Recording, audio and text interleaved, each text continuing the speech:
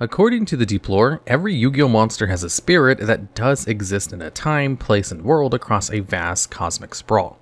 But the problem, and it's a doozy, about existing within the bounds of time, is that your portion will end. Canonically, Yu-Gi-Oh cards can die. Despite our solemn wishes, life points drop to 0, ashes to ashes, dust to dust. Cards to the card graveyard.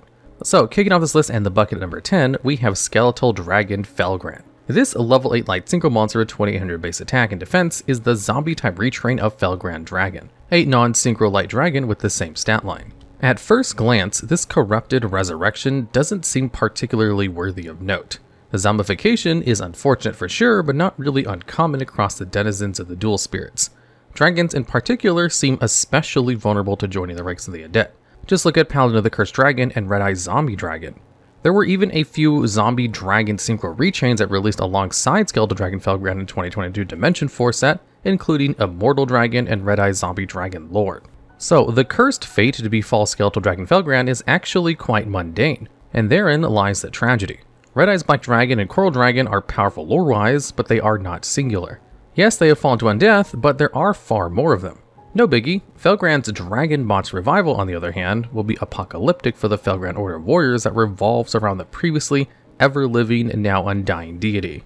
The Felgrand Order, of which had been introduced to Guardian of the Felgrand and Paladin of the Felgrand, revere the divinity of their patron dragon, constructing temples and houses for them to display the devotion, as depicted in ruins of the Divine Dragon Lords and Return of the Dragon Lords. Felgrand Dragon's eminence is confirmed in another retrain, Divine Dragon Lord Felgrand. For in effect, the original Felgrand Dragon gains attack from the spirits of dragons departed when summoned from the graveyard, where it must also come from if special summoned. This demonstrates Felgrand's power over the realm of death. Skeletal Dragon Felgrand swaps this empowering effect for new ones that focus on diminishing your opponent by banishing a monster from their graveyard or field on summon, and negating the effects of face-up monsters when another monster is summoned from the graveyard.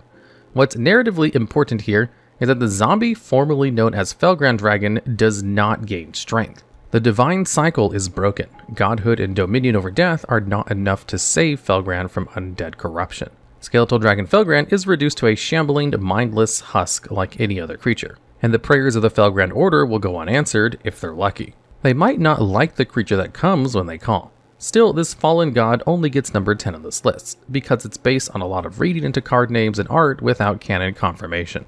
Whelping its way to number 9 on this list is the belligerent arboreal spirit, Inpachi. Originally a big tree, an unknown party chopped it into logs where it became the host of a violent and vengeful spirit. The resulting entity, Inpachi, was a level 4 earth machine with no effect that would aimlessly attack travelers. Presumably, with 1600 attack and 1900 defense, it won some fights. But that's not going to be a trend, starting with when it attacks Free the Brave Wanderer, who fittingly has 1700 attack and chops our wood golem into 3 pieces. But Inpachi had been cut down before and survives, catching fire at some point after. Maybe from a monster, or by accident, or from the wicked spirit's burning rage, Inpachi alights into Blazing Inpachi, a level 4 firepower monster with 1850 attack and no defense. Blazing Inpachi levies its new lethality at a cost. Soon, it will burn up, but before that can happen, it's got more fights to lose. It attacks heedless of danger, taking on both a marauding captain and Yugioh at the same time. In its short life, Inpachi has displayed a remarkable affinity for making random enemies, and luckily for it, this can come with odd allies. As the saying goes, the enemy of my enemy is my friend, and these are pretty much the only kind Inpachi is going to make. Inpachi teams up with the Invader of Darkness, who joins the fight against Marauding Captain and Yugioh. Both adversaries survive and Invader of Darkness is eventually vanquished, so we'll have to chalk this up to another loss. Chopman the Desperate Outlaw also tries to follow the example of Freed with the original loggers by chopping Inpachi, but this backfires severely, presumably injuring both of them. At some point, possibly after its disastrous conflict with Chopman, the flames burn out, resulting in a new incarnation, a level 1 firepower monster with a measly 100 attack and a considerable 2100 defense called Charcoal Inpachi. Once a force of tremendous power and hostility, Charcoal Inpachi is a joke. People steal chips from it to make delicious barbecue. No one is afraid anymore, especially not the mad researcher from Dark World, Kozaki. The Fiend remodels the defeated Inpachi with no consideration for its preferences for attack, instead prioritizing defense when he creates the upgraded Woodborg Inpachi, a level 5 fire machine with 500 attack and 2500 defense. Interestingly, Kozaki would also use experimental technology to enhance Inpachi's former adversary Yugioh into Giga Yugioh. This solidifies Kozaki as a canonically neutral force, with little care for any sides or alliances in its scientific madness. The Woodborg Inpachi experiment would not prove to be a successful one, going on to swiftly fall in combat with the Kickman, securing Inpachi's 4th consecutive L, or 5th if you count its entire existence as Charcoal Inpachi. Very sad indeed, but not super dynamic. At some point, you just have to expect Inpachi to flop, so into number 9 it goes. Plus, if you add 1 and 8 together, you get 9, and that seems important somehow. Maybe Inpachi will revive and finally see a win in later days, since it's currently unclear how 1 or 8 plugs into the existing story. In terms of destructive power, Trishula, Dragon of the Ice Barrier, will always be a prominent name, both in-game and in the extensive lore of the dual terminal world. When this level 9 Ice Dragon that requires a tuner and 2 or more non-tuners is synchro summoned, you can banish 1 card each from your opponent's hand, field, and graveyard. This is monstrously strong non-targeting, non-destruction removal, befitting a creature kept sealed away from many ages lest the world break beneath its wrath. In fact, the story of the Ice Barrier Tribe, one of the largest archetypes in Yu-Gi-Oh!, is built around the protective magics that keep Trishula and fellow Ice Dragons Brionac and Gungnir contained. When the dual terminal world came under attack by the invasive extraterrestrial worms, the tribes of the world came together to combat the threat. Part of the Ice Barrier's contribution to the United War effort was to make the costly decision to release Brionac and Gungnir, whose force would rival that of the worms. Even as the alien menace seemed at risk of annihilating everything, the final Ice Dragon was not released, for such was the terror of Trishula. Only after the worms had been vanquished and the new threat had risen, the infinitely craftier and intelligently sinister Fabled, did they consider levying Trishula's awesome wrath. Even then, the tribe was split, but the faction to release Trishula won out and the dragon was unleashed. With a third of the Fabled largely neutralized by the triple threat of Trishula, Dirac Meteor, and the ancient Flameveld deity, who we'll just have to talk about in another video, the world was not yet safe because Trishula persisted unchained within it. But this list isn't about just how powerful Trishula was, but about how one of Yu-Gi-Oh's most celebrated and fearsome icons unceremoniously died. The sacred spirit of the Ice Barrier, who was a lingering spirit of the Magi that sealed the dragon so long ago, burned out of existence as the cost of a powerful ritual that banished the 3 terrible dragons to a lonely pocket between space. Here, they would remain until their unworthy demise, as the Evil Swarm virus twisted them into hideous insectoid zombie amalgams of their former selves. Trishula became the Evil Swarm Ouroboros and terrorized the land anew. What's tragic about the death of Trishula is not the replacement of a dangerous creature with an even more dangerous one, but the embarrassment for dual terminal world. Trishula had world-shattering power, and was not enough. Help for the dual terminal world would come from the stars by necessity, because nothing there was enough. Rising from the grave to slice off the competition and claim her place at number 7 on this list is Guardian Dreadscythe. This creepy reaper is a corrupted form of Guardian Yados, a level 8 wind fairy with 2500 attack and 2000 defense that can be special summoned from the hand while you have no monsters in your grave. Yados can augment herself by sending an equip spell, which are integral to the Guardian archetype, from the field to the grave to banish up to 3 monsters from your opponent's graveyard, gaining 500 attack per monster until the end of the turn. Yados is a noble force for good that was ironically one of the ace monsters of a villain from the Waking the Dragons arc of the Duel Monsters anime, Raphael. Marooned on an island after his family drowned in a tragic cruise ship disaster secretly engineered by a 10,000-year-old sorcerer that would later become Raphael's boss, the young child's only companionship for the long years he spent in isolation were his dual monster cards, the Guardians, of which Yados was foremost. It's worth noting that in the English dub, it was censored so that Raphael's family didn't die, but simply moved on and forgot about him, even after Raphael found his way back to civilization, which is debatably way worse, and punctuates how societal discomfort with death can lead us to embrace darker fates, as we refuse to acknowledge our own mortality. Anyway, Raphael gains the ability to see dual spirits on the island, and later digs up his siblings' skulls and grieves his way into signing on with the evil Atlantean sorcerer Darts, who wants to feed the souls of the entire world to the Great Leviathan. Also Raphael is one of the only people to defeat the Pharaoh in a duel, making him technically king of games for a few days until Atem reclaims the title. Anyway, like her favorite duelist, Yados takes a dark turn. Raphael's entire strategy was built around keeping his monsters out of the grave because he loved them. But when Yados finally perishes, she rises again as the grim entity Guardian Dreadscythe, a level 8 Dark Fiend with the same original stats as Yados, but gaining 500 attack for every monster in the grave when it's equipped with Reaper Scythe Dead Scythe it searches on summon. When Dreadscythe is sent from the field to the grave, it revives at the cost of a discard, meaning you can bring it back and back and back. Dreadscythe is the inverse of Yados in every way, gaining power from stacking your grave rather than emptying your opponent's. Unfortunately, Dreadscythe is so evil that it comes with the absurd drawback that you can't normal or special summon other monsters, even if you can still normal set for some reason. A self-floodgate so hobbling that we can't place it higher on this list despite all of its cool lore. Securing his retribution number 6 on this list is the zombie hunting zombie, Revendread Slayer. This level 6 dark ritual monster can be called out with any of the Vendread archetype mini ritual spells, including Revendread Evolution, Ravenous Vendread, Revendread Origin, and the trap card Vendread Reunion. These cards and others tell the story of a city in the midst of a Resident Evil-style zombie apocalypse of hungry, walking corpses and vicious undead mutants. What separates his entry from others on this list is the timeline. Death is often the end, or if not the end, an end. The breaking of a cycle, the closing of an age. Not so here. The triumphant story of the Revendread Slayer starts off with its most tragic point, with the demise of a woman, and the man who would become the Slayer who was her partner. When he turned, his grief over what he had lost and anger at the forces that had stolen those lives allowed him to retain his sanity. Instead of becoming a Vendread zombie, he became a Revendread dedicated to their destruction. Night after night, he would fight the undead menace, wherever it rose, in memory of what he had lost. Faced with his new threat, the Vendread rallied their worst against him, with evil cores at the heart of those undead merging to form the amorphous mass of teeth and infected flesh, Vendread Chimera. After a long fight, Revendread Slayer would emerge the victor, but his work wasn't done yet, as the Vendread that composed the abomination, now cleaved apart, simply rose again.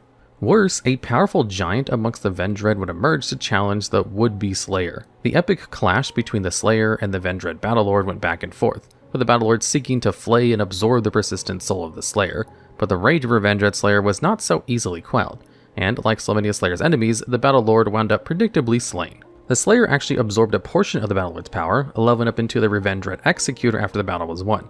The battle was not the war, as some vestiges of Vendread survived, with their cores generating bodies of unmarred Vendread energy. These purified Vendreads, the Anima, sought to vanquish the empowered Executor. While unsuccessful, the Executor did lose a portion of his raw power, but the Anima lost everything. A dawn sun rose over the lone Slayer, crouching in the dusty remnants of those he had defeated. But surprise, this isn't yet the end.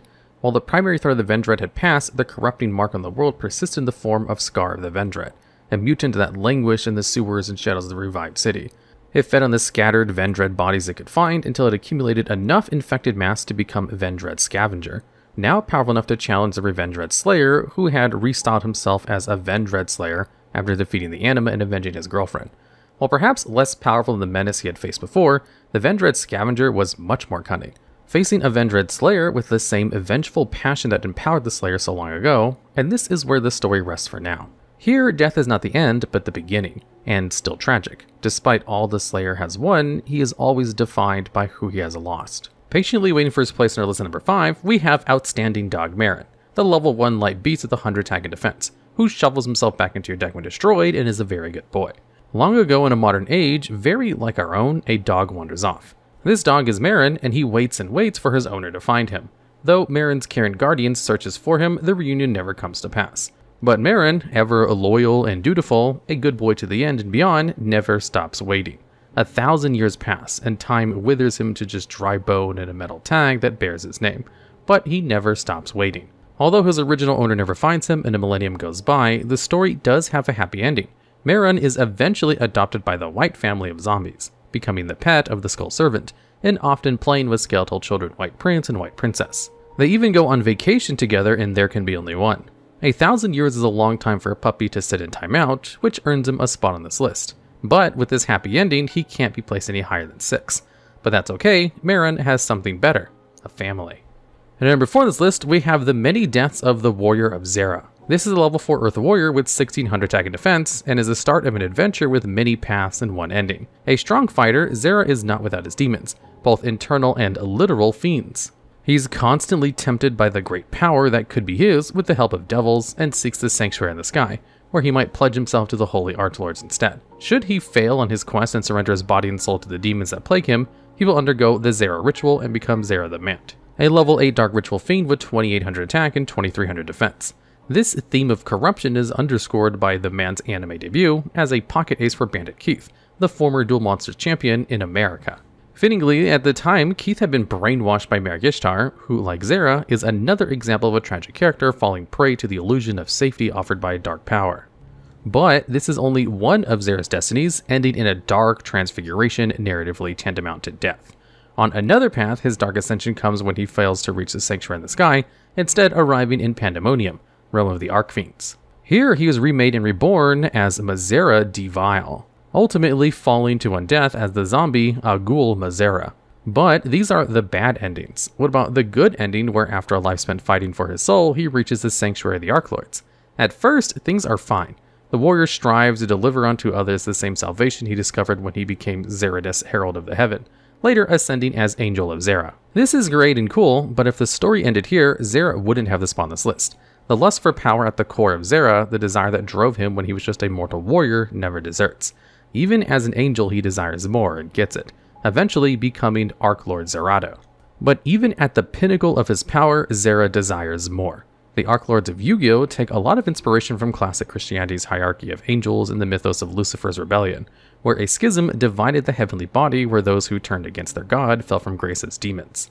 Of the Archlords, those who rebelled are banished from their home and become Dark Lords, led by Dark Lord Morningstar, who is an analog for Lucifer and bears his epithet. It is perhaps not surprising that Archlord Zerato followed the former angel of Song and Light. After the fall, Zera at last reaches his final and most tragic end as Dark Lord Zerato. Zera never gets out. Zera never wins. He seeks holy power to secure his own salvation. But even when he gets what he wants, he falls in with the fiends. This corner of Yu-Gi-Oh! Lore is as sad as it is suggestive. All power has a cost. The number 3 spot on this list goes to Diabound Kernel, a level 5 light fiend that gains 600 attack permanently on attack declaration. As a quick effect, Diabound can banish himself into the next standby phase, resetting its attack gains, but permanently reducing an enemy monster's attack by Diabounds on the field. This monster's agile utility is meant to hit the power it demonstrates at full incarnation during the Millennium World arc of the Duel Monsters anime. During the dark RPG Shadow game played between the Pharaoh and Yugi's Body and Yami-Bakura, where the champions of Atem and Avatar of Yami-Bakura square off in ancient Egypt, the latter uses Diabound as his Ka, a term used by Egyptians in Atem's time to describe a monster's spirit channeled by the soul of a sorcerer. Characters in the Dark RPG, which mirrors the events that occur in the past, typically possess Ka with significant ties to their essence. Bakura's avatar, called the Thief King, is the only survivor of the massacre at a town called Kul Elna, an event where Pharaoh Atem's father sacrificed an entire village of his subjects, melting their souls to forge the powerful Millennium items. The spirits of the disgraced dead crave revenge for their unjust demise, pulling their combined forms to create the monster spirit of Diabound, which the Thief King allies with in their shared goal of vengeance. Throughout the Dark RPG, the Thief King menaces Pharaoh Atem and his court, evolving after each encounter. Several times, it seems the Pharaoh might vanquish the Fiend, only for Diabound to come back stronger. This is reflected in that Diabound Kernel's effect is to weaken enemies by briefly vanishing from the field. The Millennium items are often referred to as objects of great and terrible power, often favoring dark and light alignments. The Millennium Puzzle, which houses the soul of Pharaoh Atem, is unique in its affinity for both dark and light, because the Atem is capable of both good and evil. He is the inheritor of great crime, but carries within him the capacity for love and fellowship. This complexity is mirrored by Diabound, a light fiend which ultimately becomes half of the sacrifice to summon Zork Necrophates, a deity of darkness. The deaths that forged the Diabound Kernel were unjust, but the shared path of it and the Thief King toward a brutal form of justice was cruel and deadly, the retribution extending far beyond the parties responsible for their creation. The number 2 spot on this list/memorial goes to the Buster Whelp of Destruction Swordsman, but actually starts with the solitary dragon-slaying warrior Buster Blader. Memorable for being one of Yugimoto's strongest monsters and an important countermeasure against rival Seto Kaiba's many strong dragons, this swordsman has a story that's both heartwarming and breaking. The prologue sees Buster Blader of Destruction Swordsman slaying a Buster dragon that's gone berserk. To fight is easy for the Destruction Swordsman. He is very skilled. What is hard is making the decision to save the raging dragon's whelp, yet untainted by its mother's madness. Buster Blader would raise the Buster Whelp of Destruction Swordsman to be his close companion and comrade, a friend during long treks in the wilderness and an ally in battle. In his natural state, the Buster Whelp is level 1 light dragon tuner with 400 attack and 300 defense that can search a Destruction Sword card on summon and tribute itself to revive a Buster Blade, or call itself from the graveyard to join a Buster Blade on the field at the cost of a discard. The Buster Whelp is both outrageously versatile and very adorable, and like many of the stories in this list, would be a happy one if it ended early. But it doesn't. We've seen the end already, and we know, just like the Buster Blader does, that his little buddy isn't going to stay little. In time, this Buster Whelp grows into a full Buster Dragon, inflicted with the same madness as its mother. The fate that Buster Blader knew would never come and hoped never would, ended up coming anyway. To face the berserking companion he reared and loved is his karma, the karma of the Destruction Swordsman. The fight ends like it did before, with Buster Blader slaying the Buster Dragon. Overcome with grief, fond memories of happier times play across the mirror-shaped surface of the Destruction Sword, now buried in the earth where its swordsman has cast it in disgust. Sometimes the most tragic deaths are not the shocks. This was a foregone conclusion. The bond between Dragon Slayer and Whelp was built not just on limited time, but stolen. But even this sorrowful death is not the end. Overcome with emotion, the Buster Blader breaks the tragic cycle by reaching out to the fallen spirit of his friend, and the protector Whelp of the Destruction Swordsman reaches back. Their souls fuse, and Buster Blader, the Dragon Destroyer Swordsman, incarnates. And for the number 1 spot on this list, the crown belongs to a young priestess named Ib. Originally depicted as a level 2 water spellcaster with 2100 defense and no attack or effect, titled Crowned by the World Chalice, Ib comes from the hidden forest village in a world overrun by mysterious psychic soldiers called the Mech Knights, and their host of ravenous swarming underlings, the Crawlers. Ib's friend Aram, brother Ningirsu, and dragon companion Imduk survive unnoticed in the shadow of these crawling hordes until the day Ib discovers the ruins of an ancient and powerful device, the World Chalice. From this cradle springs Lee, the World Chalice Fairy, whom tells the story of 7 world legacies, artifacts of immense power from a previous age that could enable the new world to rise against the Mech Knights and their crawlers. The young adventurers are empowered by Lee with the World Chalice's magic, becoming Aram the World Chalice Blade Master, Imduk the World Chalice Dragon, Ningirsu the World Chalice Warrior, and Ib the World Chalice Priestess. The strength of their bestowed powers and unity as a team allows them to challenge the Crawlers for the World Legacy World Armor. As they broke through the waves of Crawlers and even more powerful X-Crawlers, the Mech Knights appeared in the sky, capturing Ib in a spear cage of light, and stole her away. Determined to recover their friend, Aram, Ningirsu, Imduk, and Lee search for Ib, eventually coming to a ruined city where lay 2 world legacies, the World Shield and World Sword. Meanwhile, kidnapped by the Mech Knights, but otherwise unharmed, Ib began to question whether the reclusive knights were responsible for all the evil they've attributed. But without this revelation for themselves, Ib's friends launch a surprise attack on the Mech Knights. In the face of overwhelming power of the Mech Knights' combined form, the gang strives to distract the psychic amalgam long enough for Lee to sneak into the sanctum and free Ib. This would have been a great plan if Lee wasn't evil the entire time. With Ib trapped, the Mech Knights vulnerable, and 2 world legacies close, Lee took over Ib's body and mind, fusing their essence to become Ibli the Nightmare Corruptor, who corrupts the Mech Knights into the Nightmares. The day is only saved when, due to the magic of Imduk, Ib is momentarily able to wrest control from Lee, using her heartbeat of agency to silence her heart forever with the blade Ibli had stolen from her friend Aram, who had fused with the Mech Knight Blue Sky. Ib is successful in taking her life, and her companions mourn her as the world is spared destruction by her sacrifice. Though she would be resurrected much later, her death is what propels Aram and Ningirsu on their respective world-shaking paths. Mourning this same lost hero, one would seek to honor her costly choice by fighting for the salvation of the world, no matter the cost, while the other would levy signs of magic to bring her back at any cost. Though Ib's noble and early demise saved the world, the ripples of grief created in the hearts of her companions would destabilize it many times over. For her impact on the world, Ib's legacy is to be number 1 on this list. Alright, and that's the list. There's a lot more Yu-Gi-Oh cards with tragic deaths, so go to the comments if you're favorite to make this list, or if you have ideas for future videos just like this one.